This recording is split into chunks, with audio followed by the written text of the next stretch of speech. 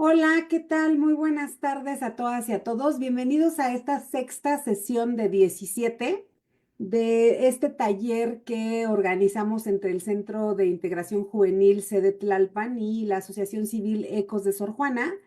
El día de hoy tenemos nuevamente a nuestra querida jueza Ivette Anguiano Aguilar y el tema es pensión alimenticia, quienes tienen derecho a reclamarla.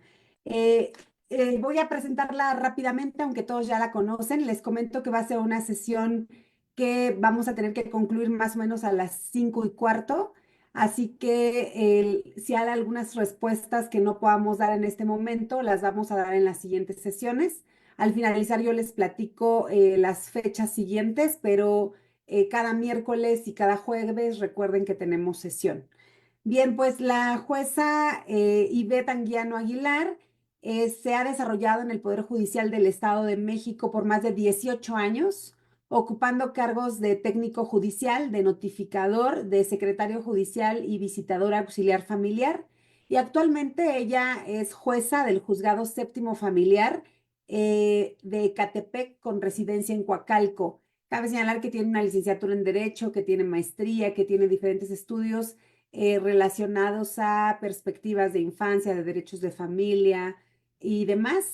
Prefiero no, para aprovechar el tiempo, no presentar todo su currículum, pero también es docente en diferentes instituciones públicas y privadas. Y bueno, pues bienvenida, maestra Ivette Anguiano Aguilar, y comenzamos.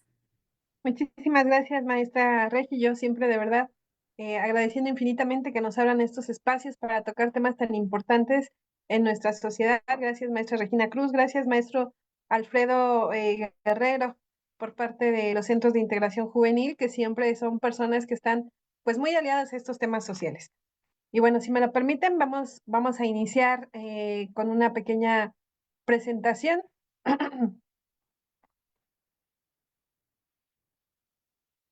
Ok.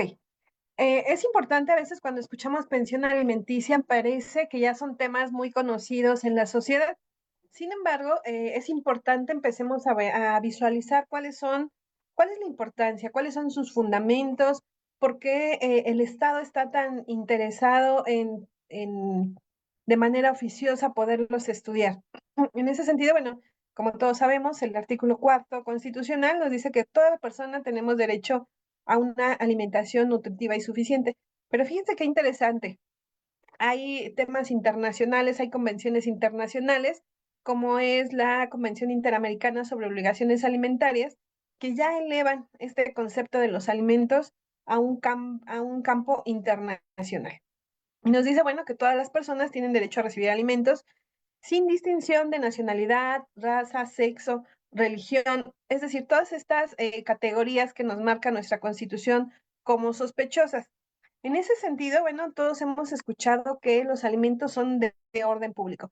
¿Pero a qué nos referimos cuando decimos que son de orden público? Bueno, cuando escuchemos esta palabra, yo quiero que ustedes tengan muy claro que el Estado está muy pendiente y vigila que todas las personas cumplan con sus obligaciones alimentarias y que aquellas que son los beneficiarios de las pensiones alimenticias, bueno, las reciban. En ese sentido, cuando escuchemos que son de orden público, significa precisamente esto, que el Estado está interesado en que por una parte se reciban y por otra parte se cumplan. Y en caso de que no existan familiares que deban cumplirla, bueno, es el Estado quien tendrá que asumir esta obligación de proporcionarlos. Así pues, es importante que visualicemos que las pensiones alimenticias o el principio de la alimentación se basa en las relaciones de familia. Es decir, a veces decimos, bueno, sí tengo derecho a los alimentos, no tengo derecho a los alimentos, tengo la obligación de dar alimentos. Bueno, vamos a empezar a enfocarnos cuáles son los principios fundamentales. Y este descansa en las relaciones familiares. Conocemos que hay muchísimas formas de familia, ya lo comentamos desde la primera sesión, la familia nuclear, la familia homoparental, en fin, una serie de relaciones familiares que van a tener por objeto precisamente, y de ahí van a ser el derecho de dar y de recibir alimentos. Ahora bien, hay parentesco consanguíneo, que todos lo conocemos, también está el parentesco civil, que se va a dar en la adopción, y la obligación de dar alimentos cuando se derivan de relaciones de matrimonio o de concubinato. Y algo muy importante, a veces pensamos que solamente si somos cónyuges o concubinas tenemos derecho a los alimentos, pero no. También es cierto que tenemos derechos a los alimentos cuando se ha disuelto estos vínculos familiares, es decir, el matrimonio o el concubinato. Entonces, bueno, encuentra su sustento en la conservación a la vida, en la dignidad humana, en el principio de solidaridad. Esto es bien importante. Todos aquellos que en algún momento tenemos la necesidad de recibir alimentos, en algún momento pues también tendremos la obligación de dar esos alimentos. Y todo va a descansar en la ayuda mutua de estas relaciones familiares. Y surge como un estado, con motivo del estado de necesidad del acreedor alimentario. Entonces, siempre que hablemos de alimentos, tendrán que haber dos características de las personas que intervienen en esta obligación. Uno, la necesidad que yo tengo de recibir esos alimentos y otro, la capacidad que tendrá la persona a la que le estoy demandando alimentos. Entonces, así podemos decir que la obligación alimentaria tiene como elementos el estado de necesidad, dos, un determinado vínculo familiar, ya sea que persista o ya se haya disuelto, y dos, perdón, y tres, la capacidad económica de aquella persona a la que le voy a reclamar alimentos. Así pues, a veces también estamos muy casados con la idea de que los alimentos solamente pues es el sustento diario, la comida que consumimos. Sin embargo, no.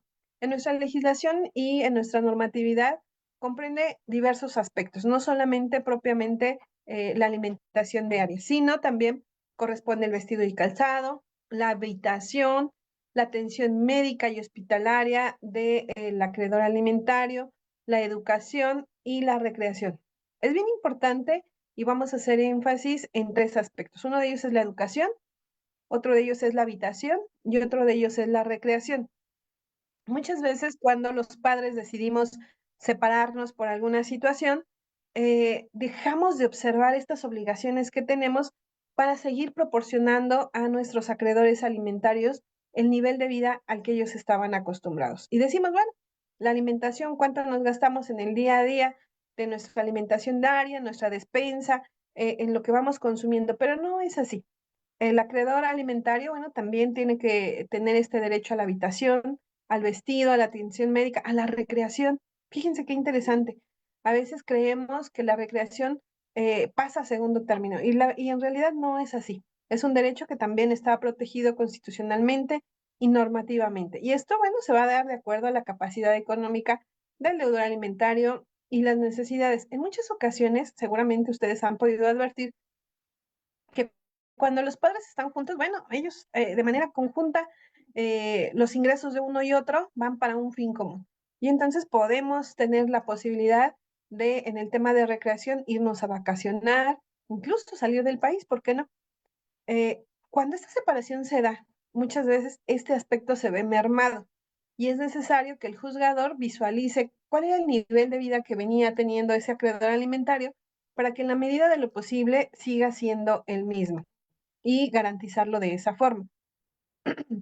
Ahora, a veces también pensamos que nosotros como personas juzgadoras, de repente las partes nos presentan convenios en donde alguno de los acreedores alimentarios, llámese cónyuge, llámese concubina, o incluso fíjense que en el caso de los hijos, y hacen un convenio, ¿no? Yo voy a otorgar los alimentos mediante la entrega de un inmueble, por ejemplo. Y en ese momento yo renuncio a los alimentos. Quiero decirle que esto es incorrecto.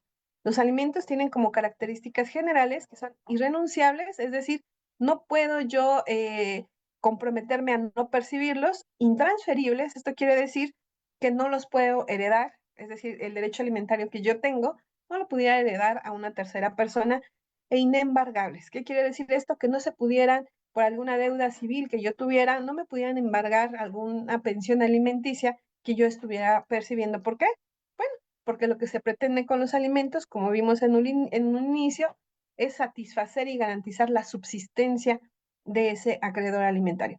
Entonces, con base en todo lo que hemos estado comentando, podemos decir válidamente que los alimentos son aquellos satisfactores en virtud de un vínculo reconocido por la ley, llámese concubinato, llámese parentesco, llámese matrimonio, llámese adopción, en donde una persona con capacidad económica debe proporcionar a otra persona que se encuentra en un estado de necesidad y a la que vamos a llamar acreedor alimentario, a efecto de que ésta cuente con lo mínimo necesario para subsistir y vivir con dignidad. Escuchen esta palabra, vivir con dignidad.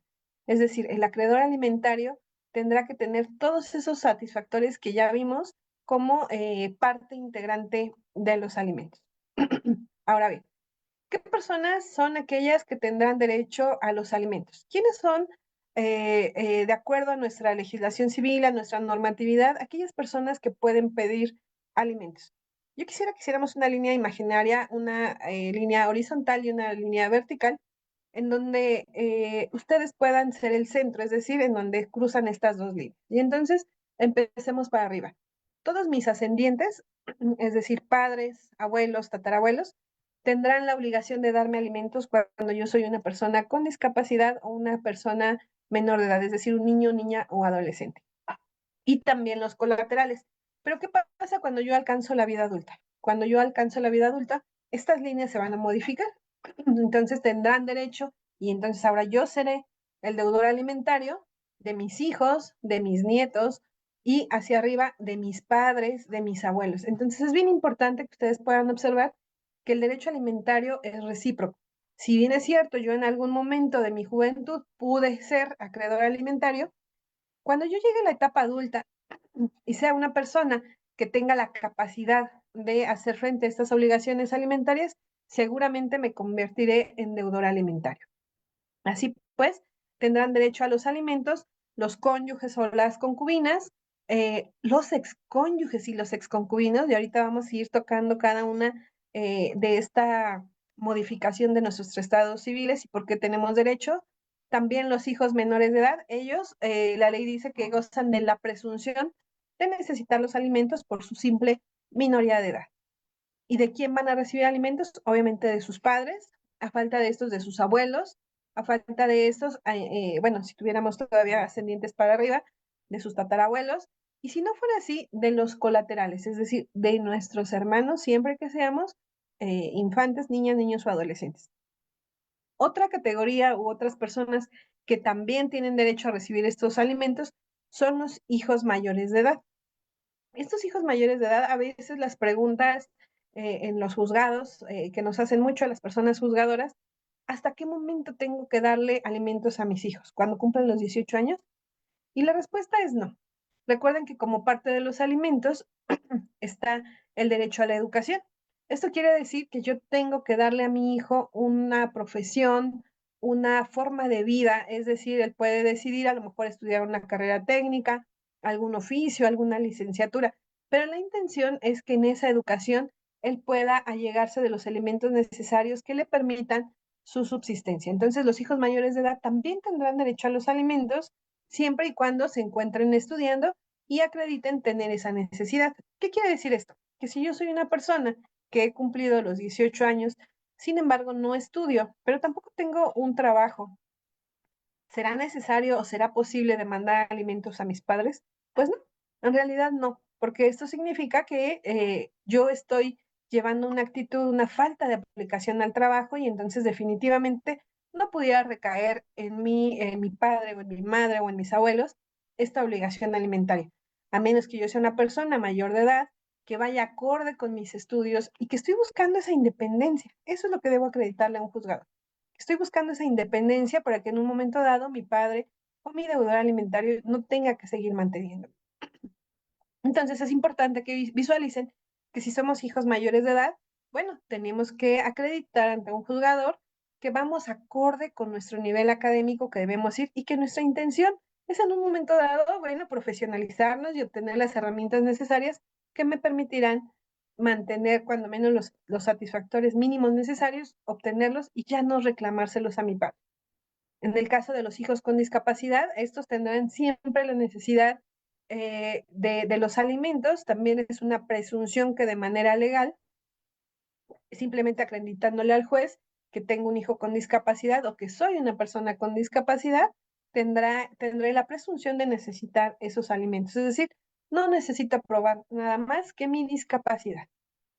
En el caso de los padres, también los padres tienen esta posibilidad, es decir, también se conviertan en acreedores alimentarios siempre y cuando sean adultos mayores, es decir, estemos alcanzando los 60 años de edad y o bien estemos discapacitados o bien ya sea una discapacidad física, una discapacidad mental que me impida allegarme de mis alimentos de manera personal y directa. Entonces, ¿quiénes van a ser mis deudores alimentarios? Obviamente, si tengo cónyuge o si tengo concubino, ellos serán primeramente en quienes recaen esta obligación alimentaria. De no tener cónyuge o concubino, pasará a mis colaterales, es decir, a mis hijos, si estos ya son personas adultas y ellos ya son capaces de allegarse de sus alimentos. Entonces, como pueden ver, esa obligación de dar alimentos es recíproca. En algún momento puedo yo ser beneficiario o tener la calidad de acreedor alimentario, pero con el paso del tiempo seguramente ahora yo seré el deudor alimentario. Entonces, volvemos a la parte inicial en donde decíamos que recae en la ayuda mutua y en esta reciprocidad que debemos tener con aquellas personas que tenemos un vínculo familiar. También nuestros hermanos, también ellos pueden reclamarnos alimentos. Por ejemplo, los hermanos pueden reclamarnos alimentos cuando mis padres no tengan la posibilidad de darles alimentos o cuando mis padres ya no tenga yo quien esté ejerciendo mi patria potestad. Soy menor de edad, definitivamente a lo mejor mis padres no tienen esa capacidad o ya no viven y entonces recaerá en mis abuelos o bien en mis colaterales.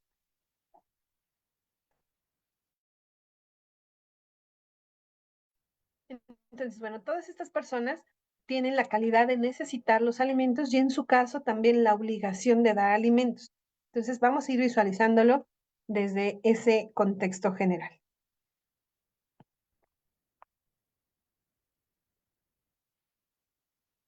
Ahora bien, vamos a pensar en el tema de los cónyuges primero, para que podamos entrar en este segundo caso, que son en los casos de divorcio. Los cónyuges tienen la obligación de darse alimentos porque uno de los principios del matrimonio, pues es esa ayuda mutua, ¿verdad? Y entonces vamos a hacernos cargo de una familia en donde como cónyuges o como concubinos nos vamos a poner de acuerdo cómo vamos a asumir esas obligaciones del hogar. Y entonces primero, pensando en el caso del matrimonio, resulta que muchas veces decide uno de los cónyuges, ya sea hombre o mujer, dedicarse al cuidado de los hijos, a la administración del hogar y finalmente no delegar estas actividades en una tercera persona. Entonces, con base en ello, esta persona, el cónyuge que se haya dedicado preponderantemente al hogar, tendrá la presunción de necesitar los alimentos y nacerá el derecho para que los puedan ejecutar. ¿Qué quiere decir? Que si los cónyuges ambos trabajan, delegan la administración del hogar a una tercera persona, entonces no nacerá y no habrá esa presunción de necesitar los alimentos. Entonces, es bien importante que cada una de las familias, la persona juzgadora, pueda identificar cuál era la mecánica que ellos venían desarrollando en su entorno familiar para que de ahí podamos estimar si necesita los alimentos, cuál es la forma de vida que tenían y seguir prevaleciendo ello. Entonces, bueno, en el matrimonio y en el concubinato se supone que estamos en unión, ya sea a través del matrimonio, a través de un contrato civil que realizamos, y en el concubinato a través de una situación de hecho en donde decidimos emparejarnos con alguna persona.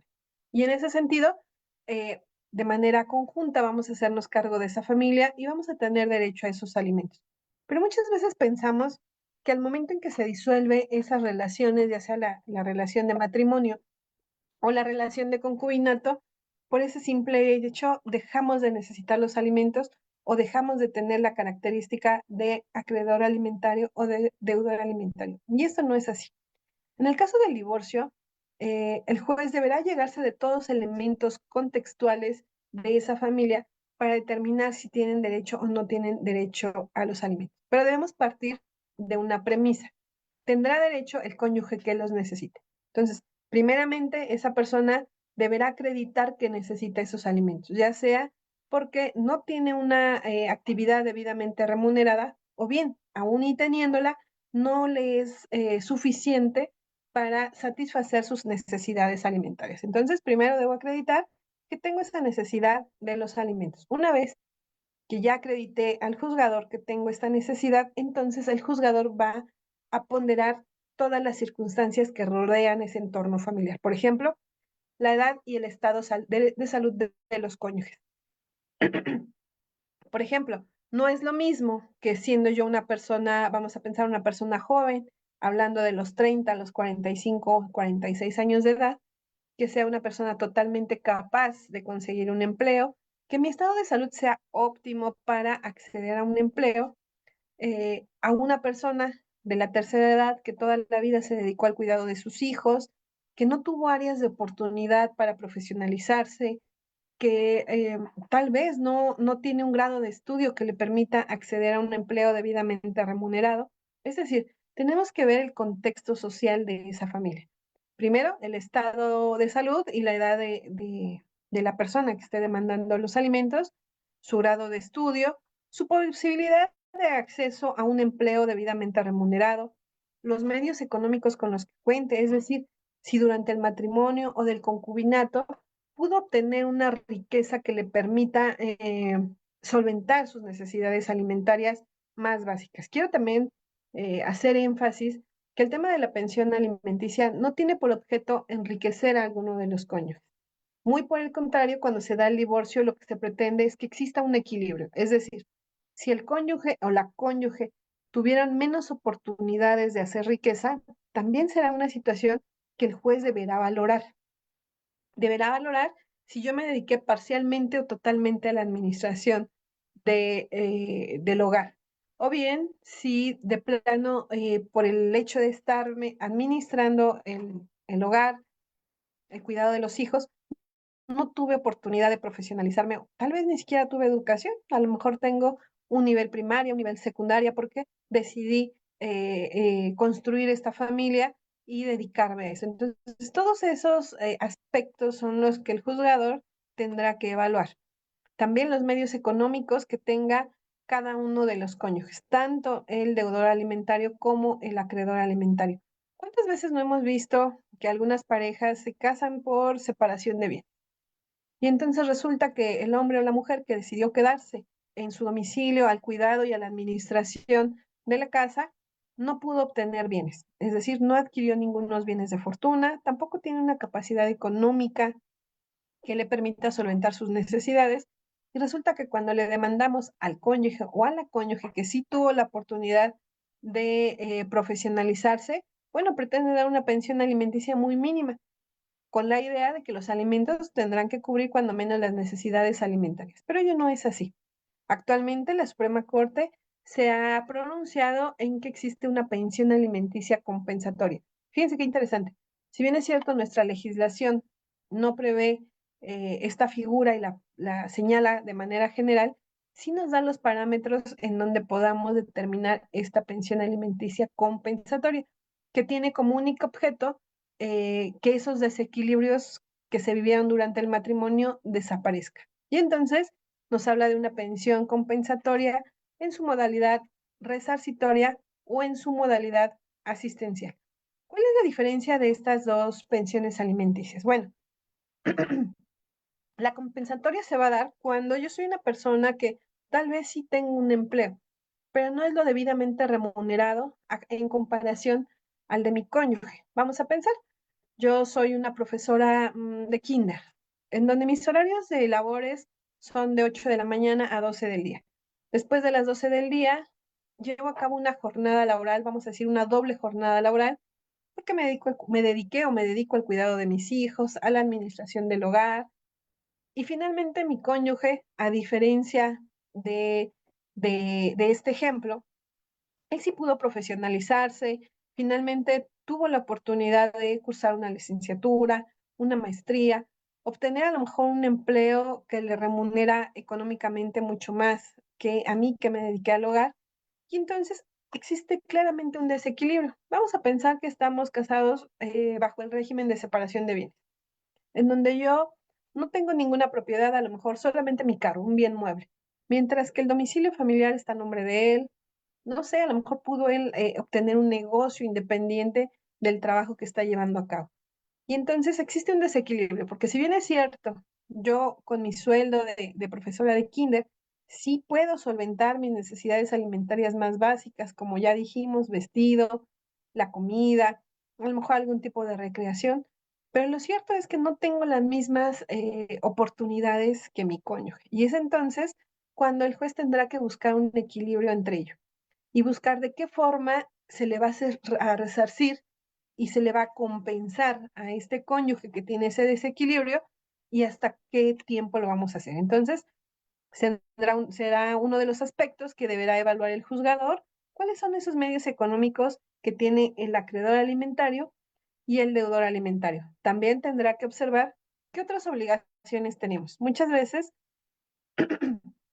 cuando se da esta separación de cónyuges, pues resulta que alguno de los dos cónyuges ya tiene una obligación alimentaria diferente. No sé, a lo mejor un hijo, o a lo mejor sus padres que también necesitan estos alimentos por parte del hijo, a lo mejor un hermano, una persona con discapacidad que dependa de él. Entonces, cuando hablamos de otras obligaciones que también debe ser un elemento a evaluar por el juzgador, bueno, nos referimos a estas necesidades que pueden tener otros acreedores diversos a nuestro cónyuge. Y finalmente, todos los demás contextos. Se me ocurre pensar, soy una persona que me dediqué a lo mejor a un trabajo informal, vendía yo en tianguis durante la mañana para en la tarde hacerme cargo de mis hijos, mientras que el padre de mis hijos a lo mejor tenía un empleo debidamente remunerado, tuvo oportunidad de acceder a un préstamo del Infonavit, tiene ciertas semanas cotizadas que le permitirán acceder a una pensión por jubilación. Y entonces todos estos elementos tendremos que evidenciárselos al juez para que él pueda de la manera más objetiva analizar este contexto social que vivía esta familia y poder determinar el quantum de la obligación alimentaria.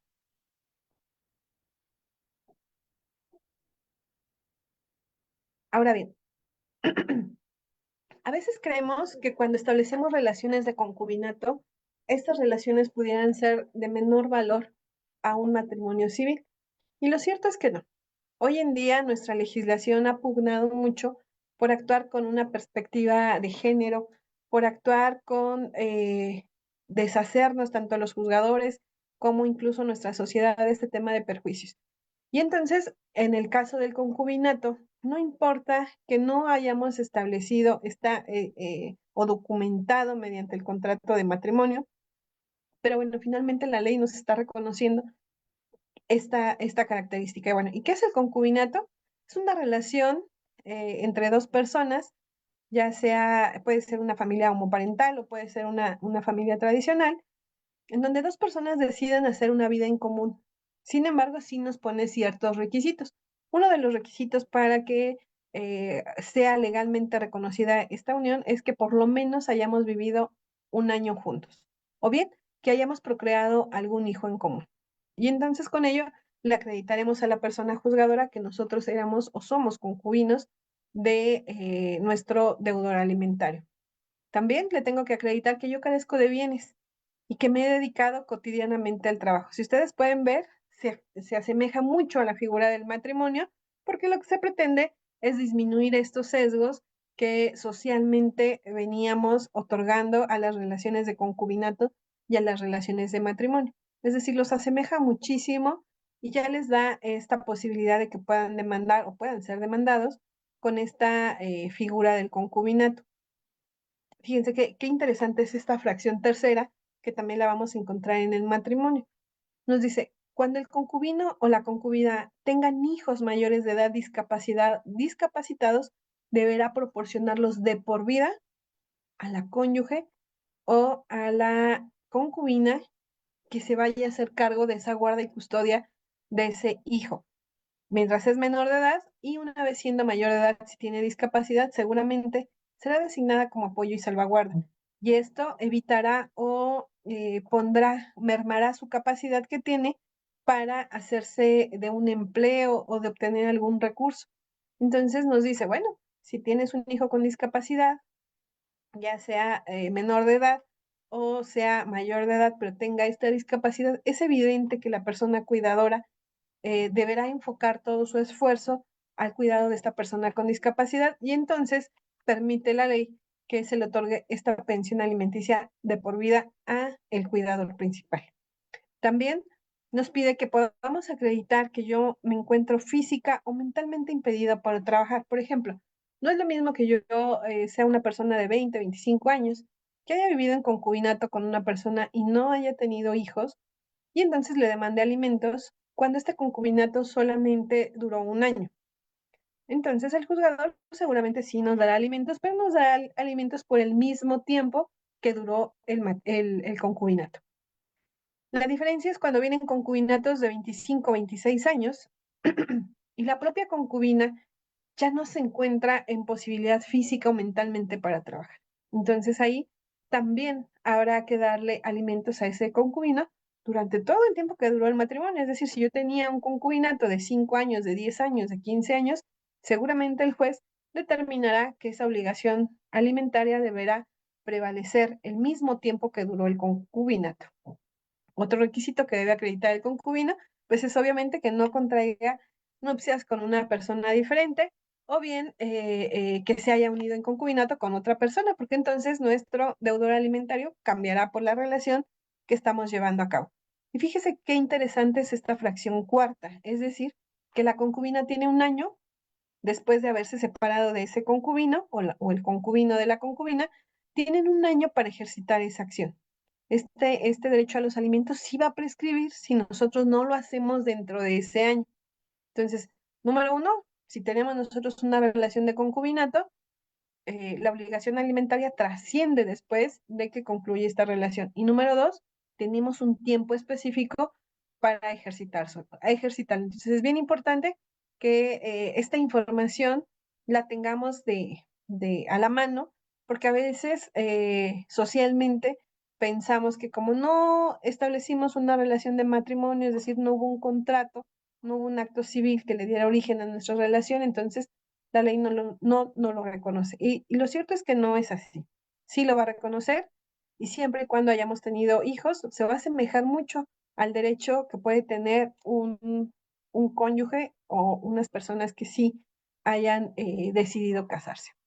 Ahora bien, ya observamos cuáles son los derechos de la cónyuge, ya observamos cuáles son los derechos de la concubina y ahora vamos a ver los derechos de los hijos. Bueno, como todos lo sabemos, los niños, niñas y adolescentes siempre tendrán la presunción de necesitar los alimentos por la simple minoría de edad. Es decir, con el hecho de que yo sea una persona menor de 18 años, no tendré que acreditar nada en juicio, solamente mi minoría de edad y en ese sentido me surte la presunción legal de necesitar estos alimentos. Ahora, los hijos mayores, ahí cambia la calidad. Ahí la ley me dice, tú ya no tienes, por ser mayor de edad, ya no tienes la presunción de necesitar los alimentos. Sin embargo, sí me tienes que acreditar y sí tienes derecho a esos alimentos, siempre y cuando me acredites dos elementos. Uno, que te dedicas al estudio, es decir, que estás buscando la manera de obtener esa independencia y que no toda la vida vas a estar dependiendo económicamente de tu padre o de tu madre. Entonces, bueno, primero te acredito que sí estoy dedicándome al estudio, además que voy acorde con mi nivel de estudios. Fíjense que es muy curioso y además es muy, en la práctica se da mucho que yo soy una persona, no sé, de 25 años de edad y por alguna razón tengo la intención de demandar a mi padre y a mi madre alimentos. Y resulta que dejé de estudiar 3 4 años, a los 25 años decido iniciar mi licenciatura y entonces, aún y cuando le estoy acreditando al juez que me dedico al estudio, lo cierto es que no tengo es decir, no voy acorde, mi edad no va acorde con el nivel de estudios que yo tengo. Entonces, bueno, definitivamente eh, no será procedente una acción de alimentos en contra de papá o mamá si yo suspendí tanto tiempo los alimentos. Que ahí quiero comentar algo. Fíjense que hay un criterio de la Suprema Corte que me dice que si yo suspendí los alimentos por esa falta de alimento de mis padres, vamos a pensar, soy una persona de 20 años, yo estaba en la licenciatura, sin embargo, mis padres decidieron ya no darme para los alimentos y con motivo de ello no pude acceder ya a mi educación de licenciatura, tuve que suspenderla, demando a mis padres y entonces reingreso. Ahí sí, porque finalmente tengo que acreditar que esa suspensión se dio con motivo de la falta de alimentos de mis padres. Entonces es bien importante que ustedes hagan su narrativa de manera adecuada para que puedan tener acceso a estos alimentos. Si somos mayores de edad, ya no tenemos la presunción y sí se lo vamos a acreditar al juzgado. Entonces recuerden primero debo acreditar que me dedico al estudio. O dos, que tengo alguna discapacidad física o mental que me impide tener acceso a alimentos suficientes y propios. Hay algunas personas que tenemos alguna discapacidad física y que medianamente podemos acceder a una fuente de empleo, pero nuestras necesidades médicas y hospitalarias rebasan mi capacidad económica. Entonces, bueno, tendré que acreditar que tengo esta discapacidad física y que me encuentro de alguna forma en desventaja con todas estas barreras sociales que me impiden obtener un ingreso mayor y hacerme cargo de mis alimentos propios. Entonces, bueno, los hijos mayores de edad, por supuesto que tienen derecho a los alimentos.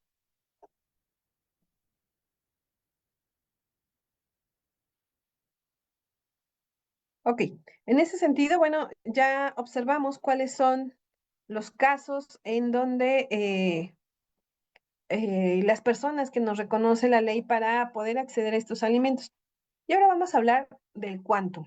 Es decir, una vez que nosotros ya acreditamos que sí somos acreedores alimentarios, ya sea porque somos concubinas, concubinos, somos hijos, somos ascendientes, somos personas adultas mayores, bueno, ya acredité mi necesidad, ya acredité esa relación de parentesco que tengo con el deudor alimentario. Vamos a entrar en dos características importantes que vamos a denominar capacidad económica y necesidad económica. ¿Qué es esto? Bueno, el deudor alimentario, a través de ciertas pruebas, normalmente es la pericial en trabajo social, tendrá que acreditar cuáles son sus ingresos, cuáles son sus egresos, cuántos deudores alimentarios tiene, cómo es que él solventa sus necesidades en todos estos rubros, es decir, alimenticias, de vestimenta, de habitación, de recreación, y con todo ello vamos a acreditar la capacidad económica. Es muy común, o se da en muchos procedimientos jurisdiccionales, en donde es difícil acreditar la capacidad económica del deudor alimentario, ya sea porque se opone a permitir que yo le practique la pericial en trabajo social, o bien porque no he encontrado una fuente de ingresos, es decir, un trabajo debidamente regulado. Sin embargo, quiero comentarles que eso no son causas por las que el juez pueda o deba dejar de fijar alimentos, porque también tenemos criterios de la Suprema Corte en donde nos dice que la capacidad económica de una persona no solamente se mide en relación a los ingresos que yo obtengo de manera periódica, sino también se va a medir en base o con base a la edad que yo tengo, a las herramientas que yo tengo para obtener un ingreso, a mi nivel de estudios, a mi nivel, perdón, eh, a mi estado de salud. Y con todo ello, el juez podrá determinar. Muchas ocasiones, por ejemplo, nos encontramos que exhiben alguna documental en donde el deudor alimentario o la deudora alimentario tiene un salario, tiene como ingreso un salario mínimo. Sin embargo, cuando mandamos a hacer esta pericial en trabajo social, resulta que vive en una zona medianamente urbanizada, en donde tiene a lo mejor hijos que van en escuelas particulares, tiene uno o dos automóviles, tiene, no sé, a lo mejor tres, cuatro recámaras para cada uno de los hijos, y entonces podemos percibir a simple vista o a través de esta pericial en trabajo social que los ingresos que yo estoy reportando como un salario mínimo definitivamente no son los únicos ingresos que yo tengo, porque todo mi entorno social puede advertir que yo tengo una capacidad económica mucho mayor. Eso sucede mucho, por ejemplo, con algunos profesionistas en donde el juzgador no tiene la certeza de esta capacidad económica en el quantum, es decir, no tenemos una fuente objetiva, pero serán las trabajadoras sociales a través de estos peritajes quienes nos van a llenar, quienes nos van a llenar de toda esta información del entorno en el que yo vivo. Es decir, muy seguramente si yo soy una persona que tengo un ingreso de uno o dos salarios mínimos diarios, difícilmente podré tener a mis dos o tres hijos en escuelas particulares, difícilmente podré solventar los gastos de uno o dos vehículos, incluso el número de focos, ¿no? De nuestras habitaciones, eso implica ciertos gastos.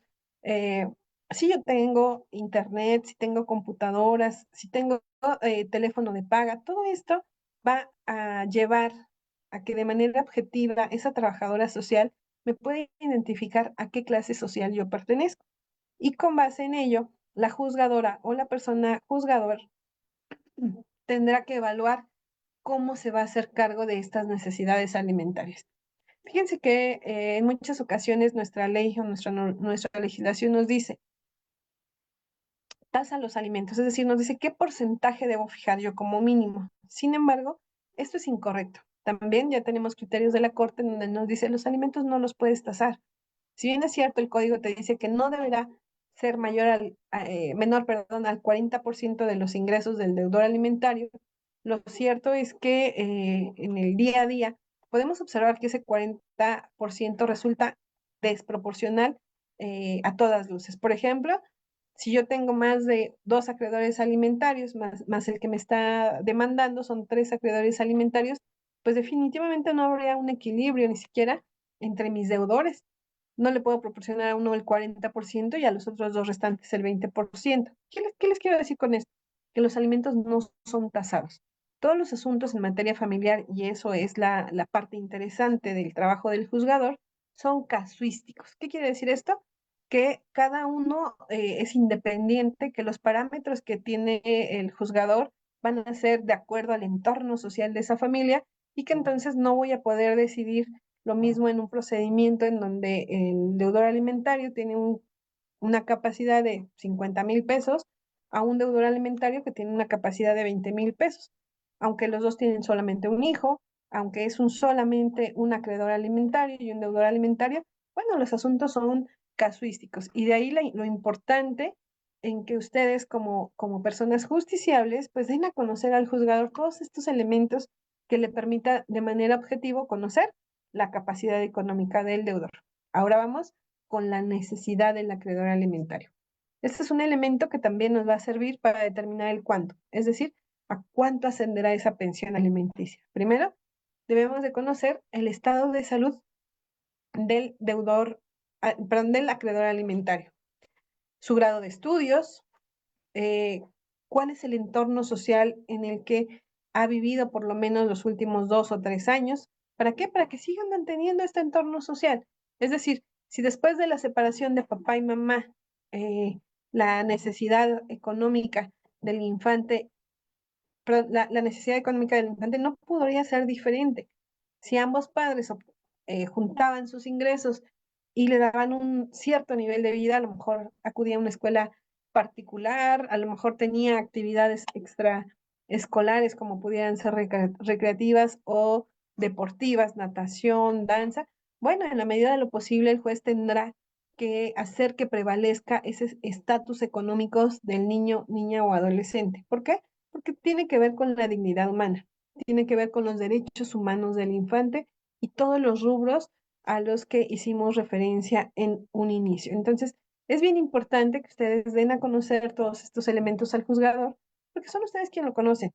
Finalmente, nosotros tenemos la verdad jurídica, que son cada una de las posturas que adopta tanto el deudor alimentario como el acreedor alimentario, pero finalmente la realidad social la tienen ustedes. Entonces es bien importante la puedan evidenciar al juzgador para que con base en ello podamos determinar de manera objetiva a cuánto va a ascender ese cuánto. No sé, Regi, si ya tenemos por ahí algunas preguntas. Sí, bastantes, te las digo. ¿Cómo puedo hacer si no ha pagado lo que tiene pendiente y está estipulado por un juez y la fecha ya pasó? Ok, a eso lo vamos a llamar como alimentos vencidos o alimentos caídos. Si nosotros ya tenemos una determinación por parte del juzgador de a cuánto ascienden esos alimentos, lo que debemos plantear es un incidente, es decir, es como un juicio pequeñito dentro del juicio principal, en donde solamente vamos a cuantificar cuánto es lo que nos debe este deudor alimentario. Y tenemos dos opciones. Una vez que el juzgador ya determinó que ese incumplimiento asciende a una cantidad líquida, bueno, tendremos la posibilidad incluso de embargar bienes, cuentas bancarias, algún mueble o inmueble que tenga de valor el deudor alimentario, e incluso podemos irnos y levantar la denuncia correspondiente por el delito de incumplimiento de obligaciones alimentarias en materia penal, que seguramente, y de verdad a veces es muy lamentable que hasta ese momento reacciona el deudor alimentario porque ya está en juego su libertad, ¿no? Como ya es un delito que sí es privativo de la libertad, entonces a veces en ese momento reaccionan y es cuando nos pagan. Entonces, ¿cuál es la acción que debemos ejercitar? Primero, tramitar este incidente para que tengamos una cantidad líquida y dos, bueno, tal vez iniciar, si así a nuestro interés conviene, pues iniciar esta denuncia correspondiente y el embargo de bienes que garanticen el cumplimiento de esa obligación alimentaria. Ellos ya tienen un convenio, mamá y papá ya tienen un convenio establecido en el juzgado octavo de lo familiar, por así decirlo, ¿no? Entonces, al decir que hay que promover un incidente, va la persona que, que tiene otorgada esta pensión alimenticia, va y al decir promover un incidente, si no tiene abogado, llega directamente al juzgado octavo que le corresponde, por poner un ejemplo, o nuevamente busca un abogado privado o un abogado gratuito, como Fíjate que eso es bien interesante. Son simplemente operaciones aritméticas, ¿no? Matemáticas, y son situaciones muy simples. Podrá ir directamente la acreedora alimentaria o en mi caso, vamos a pensar, soy madre, ya tengo este convenio o esta sentencia, bueno, yo puedo hacer mi cuantificación e inicio este incidente. Sin embargo, bueno, pues siempre los temas jurídicos, lo conveniente es que sí tengan la asesoría de un abogado. Pero hay instituciones públicas que están obligadas a dar esa asesoría jurídica y esa representación. Por ejemplo, el DIF, la Procuraduría de Niñas, Niños y Adolescentes, la Defensoría Pública. ¿Por qué? Porque hay algunos métodos o algunas cuestiones técnicas que sí pudiera mermar el derecho de un acreedor alimentario. Vamos a pensar, tú, Regi, decides ir, bueno, tú no, porque ya eres licenciada en Derecho, pero alguna persona que no sea conocedora de Derecho decide ir, ingresar su planilla de liquidación y resulta que mañosamente el deudor dice, oye, si yo ya te pagué, mira, te exhibo un recibo y donde dice Ivette Anguiano Aguilar. Tú ya me recibiste. Si ella no objeta ese documento, si no lo tilda de falso, pudiera convalidarse el pago de esta pensión alimenticia. Entonces, lo correcto y lo que yo siempre les hago saber es que sí pueden acudir con su escrito directamente al juzgado, pero lo más recomendable es que lo hagamos a través de un defensor público, de una institución, si no tenemos la oportunidad de contratar a un abogado particular, de estas instituciones que tienen esa obligación de darnos esa representación, sobre todo tratándose de alimentos, porque son de orden público. perfecto. Con respecto al derecho alimentario, ¿hasta qué edad o nivel de grado académico aplica con los hijos mayores de edad? Bueno, la ley solamente nos dice que le debemos dar una profesión a ese acreedor alimentario, es decir, si nuestro hijo decidió estudiar una carrera técnica, con eso basta. Si nuestro hijo decidió estudiar una licenciatura, con eso basta. De hecho, no incluye el tema de los doctorados, de las maestrías, porque finalmente lo que se pretende con esta obligación alimentaria es que ese acreedor tenga las herramientas necesarias para su propia subsistencia. Entonces, bastará con que tenga una licenciatura o una carrera técnica, lo que haya decidido nuestro hijo. Muy bien. Los esposos, ¿cuándo y en qué condiciones pueden pedir pensión alimenticia si ya, bueno, me imagino que se refiere a hombres? Ok. Muy bien. Fíjense que no es una situación de género. A veces pensamos que si somos hombres o que si somos mujeres, vamos a tener una ventaja o una desventaja ante la ley. Y lo cierto que no es así. En realidad, vamos a ver el contexto general.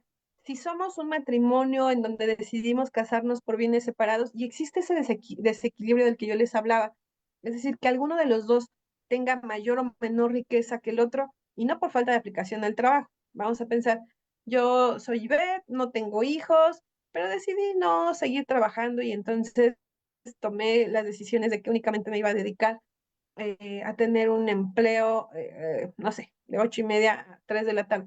Sin embargo, mi cónyuge, él decidió profesionalizarse y fue ascendiendo y ascendiendo mientras que yo me dedicaba al tema social.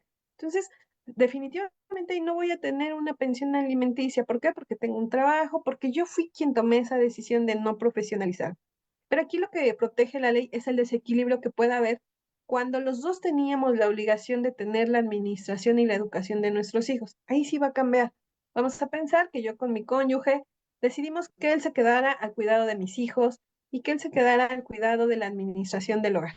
Y entonces, por alguna razón, yo me profesionalicé, obtuve un ingreso oportuno, un cargo importante, y esto daba una derrama económica importante para mí. Entonces, puedo tener una casa, dos casas, un auto, dos autos. Y como estamos casados por bienes separados, pues el que vio mermado su capacidad fue él, porque además de que él a lo mejor obtuvo un trabajo en donde le permitía salir a la 1 de la tarde, pero después venía una doble jornada en donde atendía a los hijos, atendía el hogar, e incluso me atendía a mí. Bueno, es ahí el momento en donde él sí tendrá derecho a estos alimentos, porque existe un desequilibrio. Entonces yo quisiera que nos quitáramos el tema del sexo o del género y no que dijéramos, bueno, es porque es hombre o porque es mujer. No, vamos a enfocarnos de manera muy objetiva cuál era el entorno social que vivía esa familia y si existe realmente un desequilibrio. Y si ese desequilibrio es con motivo de los acuerdos que como cónyuges o como concubinos decidimos llevar a cabo para el bienestar de nuestra familia, porque eso es lo que va a proteger el derecho, ese equilibrio entre estas dos personas que decidieran hacer una familia. Bien, ¿se puede judicializar los incidentes de pensión alimenticia si en el juzgado familiar llevan 5 años sin resolver el incidente? Bueno, yo quisiera comentar que el tema de judicializar es un término meramente penal. Es decir, ¿cuál es el camino que deberá seguir una persona? Bueno, primero, sí terminar ese incidente. ¿Cómo inicia un incidente? Yo le presento al juez mis operaciones matemáticas y les digo, me debe 500,000 pesos de alimentos respecto de los 10 años que no me ha pagado. El juez tendrá que dictar una sentencia en donde previa audiencia o previa vista o previa escucha del demandado, yo determine cuál es la cantidad real que él debe. Vamos a pensar que no sean los 500,000, que deba 400,000 porque él me acreditó en juicio que pagó 100.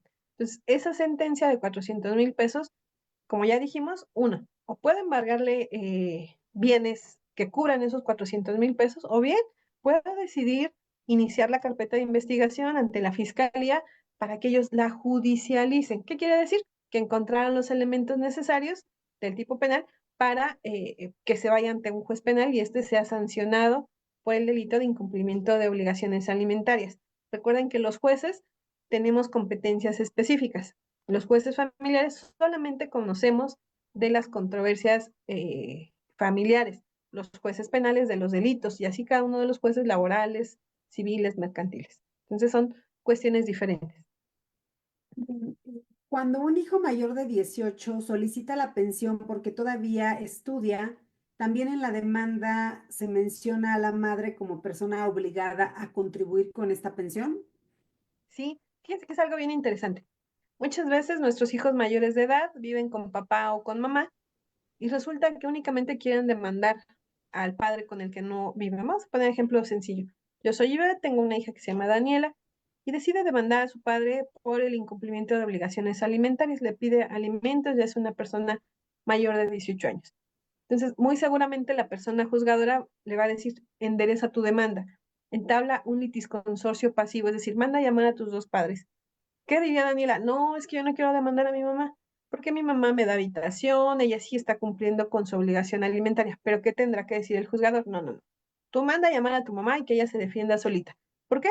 Porque voy a determinar si el quantum que te está dando tu mamá es equitativo al que le estás reclamando a tu papá. Recuerden que la obligación alimentaria es recíproca. Entonces vamos a dividir esa obligación alimentaria entre ambos padres. Muy seguramente resultará que con la parte que está otorgando a la madre de manera voluntaria, no la van a condenar a dar un pago cierto y en especie, pero lo cierto es que debemos conocer el contexto general y obligarán a que demande a papá y a mamá. Muy bien. Vivieron en unión libre 25 años. Ella se dedica al hogar, a trabajar en oficios, em, albañil, electricidad. Hay 3 hijos, dos ya mayores de edad, uno de 15 años. 3 años de separados. ¿Aún puede ella pedir algo a su favor? Vivieron en casa de la mamá de él. No, aquí tenemos un tema.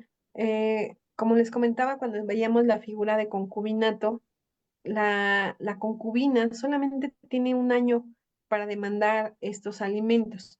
Lo que sí podrá seguramente demandar, bueno, serán los alimentos atrasados, pero ya los que se generen de aquí en adelante no, porque solamente tenemos un año para demandar esa pensión alimenticia. Entonces es bien importante.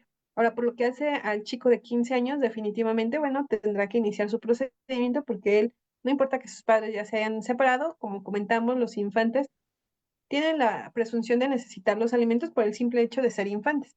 Entonces, para él no van a prescribir ese derecho alimentario, pero por lo que hace a la concubina, pues sí, ya prescribió porque solamente tenía un año para reclamarlos. Bien, tengo una pregunta. En el caso de, imagina que esta persona es mayor de edad, tiene licenciatura y actualmente trabaja, es hija de alguien, de papá y mamá, vivió con mamá. Y en este momento sabe que su papá goza de una excelente condición económica, pero su papá nunca vio por ella. Ella tiene el apellido de papá y el reconocimiento de paternidad, pero el papá nunca le dio nada. Aunque ya sea mayor de edad, aunque sea, tenga un trabajo, puede pedir todas estas pensiones pasadas desde el momento en que nació. Claro, claro, claro. La obligación alimentaria se da al nacimiento, es decir, ahí nace esta obligación y va a terminar hasta el momento en que dejemos de necesitarlos. Vamos a pensar que esta persona de la que me hablas, si me pones el ejemplo, sea una persona que ya está próxima a titularse y entonces muy seguramente ya no va a necesitar los alimentos a partir del siguiente año. Pero bueno, todo el resto sí tiene derecho a reclamar los alimentos, incluso ambas ella por propio derecho y la madre en el sentido de que seguramente ella fue quien cubrió las necesidades alimentarias que el otro deudor no cubrió y entonces tiene acción para reclamarles, se le llaman los alimentos caídos o alimentos atrasados. Perfecto.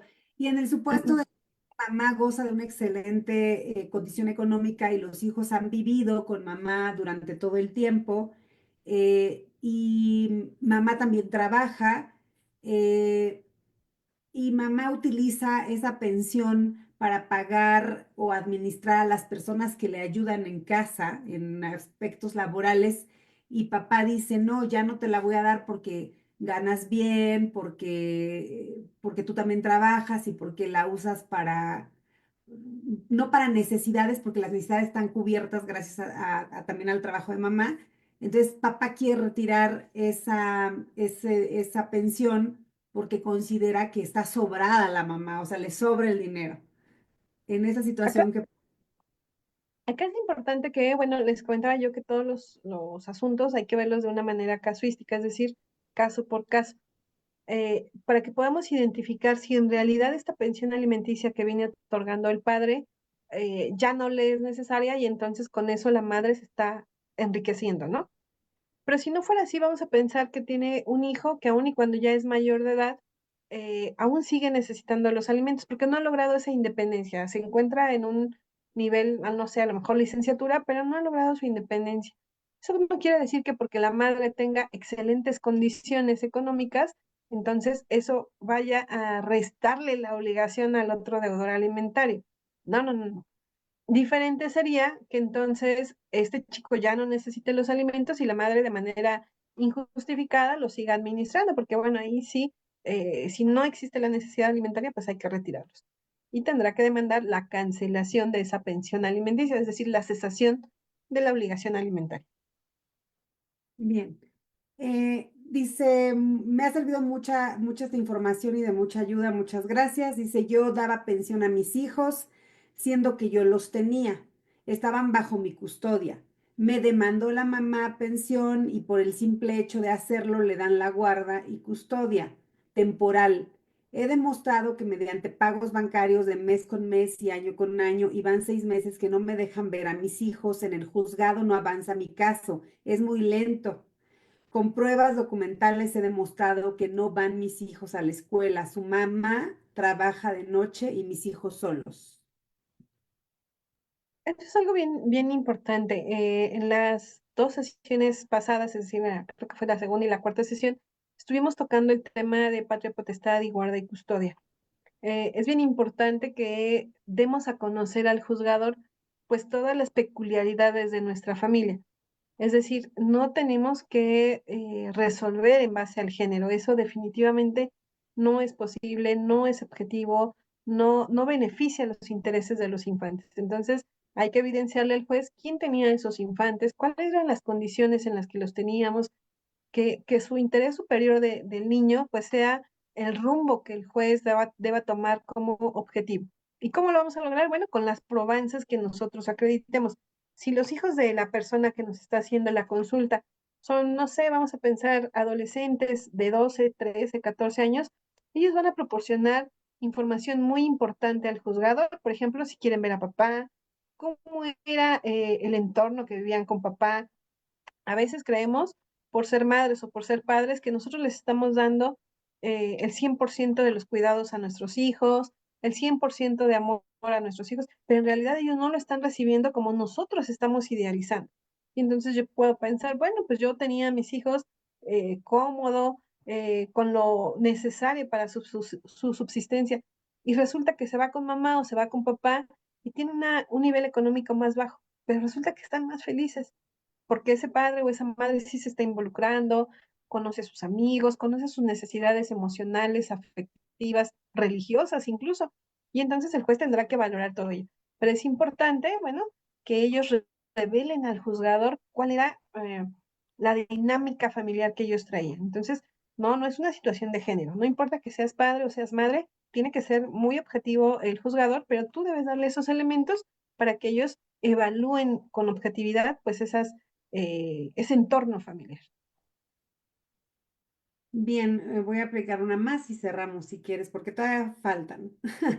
Pero les decía a quienes nos están viendo que en la siguiente sesión vamos a abrir con la jueza Anguiano Aguilar las respuestas que no hayamos podido otorgar el día de hoy, que Por por favor. cuestión de tiempo no podemos seguir más tiempo con la sesión. Pero bueno, a ver, este está interesante. El hijo mayor de edad está obligado a proporcionarle alimentos al padre cuando ya es adulto mayor y tiene alguna discapacidad o no, cuando este papá nunca le dio alimentos al hijo, o sea, si el padre es el que reclama.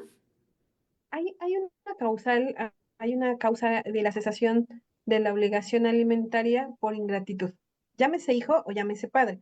Vamos a pensar que yo tengo un hijo de 19 años en donde se dedica al tema de la drogadicción, de la vagancia, abandonó sus estudios y de repente viene y me demanda alimentos y me acredita que tiene ya un semestre de licenciatura y en derecho. Entonces, bueno, ese hijo fue ingrato, ese hijo se salió, ese hijo, y por esa causal pierde el derecho a los alimentos. Pasa lo mismo con los padres. Los padres podrán llegar a una edad adulta mayor, es decir, sí tendrá que ser mayor de 60 años, y nosotros debemos acreditar el tema de ingratitud. No sé si mamá inició un procedimiento de pérdida de patria potestad por incumplimiento de obligaciones alimentarias o no conoce el entorno social del hijo. En fin, a través de diversas probanzas deberá acreditar y reconvenir. Fíjense que a veces nos sucede mucho a las personas juzgadoras que llega el padre o la madre a demandar alimentos y el hijo únicamente dice, bueno, pues es que mi madre me abandonó, mi padre me abandonó, pero no interponen la acción reconvencional de cancelación o de cesación de pensión alimenticia por ingratitud.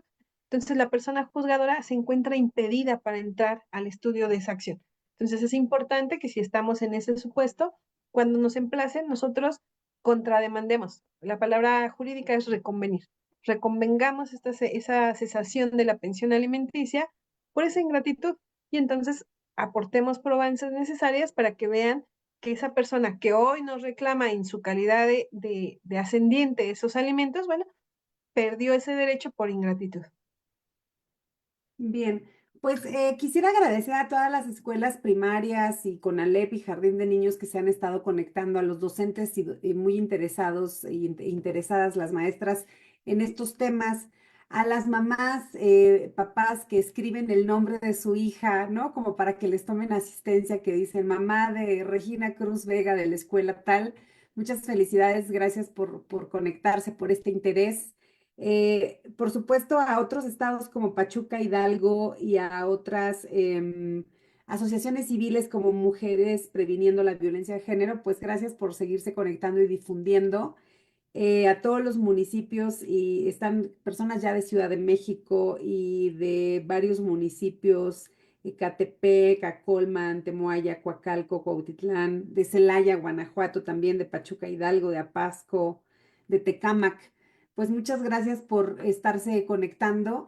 Les recordamos que esta es la sesión 6 y que van a ser 17 y que el siguiente miércoles tenemos una sesión más con la jueza Ivette Anguiano Aguilar y también nos va a acompañar un perito experto justo en pruebas periciales que tienen que ver con infancias y con esta responsabilidad parental. Entonces vale la pena que se sigan conectando. Nos vemos el miércoles. Esta vez fue a las 4 de la tarde, pero el miércoles retomamos las sesiones a las 5 de la tarde. Y no se preocupen, quedaron como unas 9 preguntas que le vamos a hacer llegar a la jueza Ivette y con gusto en las siguientes sesiones que nos va a seguir acompañando la jueza Anguiano, vamos a poder estarlas respondiendo, al margen de que también las podemos contestar en los comentarios en cuanto tengamos esta información. Y pues muchas gracias, maestra Ivette, por su apoyo, por su tiempo. Creo que ahorita están de vacaciones, ¿verdad? Sí, y sobre todo, bueno, yo de verdad les agradezco, te agradezco a ti, Regi, agradezco a Centros de Integración Juvenil y a todas las personas que se conectaron, porque pese a que estamos de vacaciones, de verdad que estos temas son bien importantes y bien interesantes. Si no conocemos nuestros derechos, pues ¿cómo los hacemos valer? Y a veces cuando nos llega a la mano esta información, pues ya prescribió nuestra acción o ya hubo ahí algunas cosas que mermaron este acceso a la justicia. Entonces, para mí es un placer siempre poder colaborar con personas como tú, Regi, que siempre están interesadas en hacer el bien sin mirar a quién. De verdad, les agradezco estos espacios. Bien, pues nos vemos el siguiente miércoles a las 5 de la tarde con la jueza Anguiano Aguilar. Nos vemos pronto.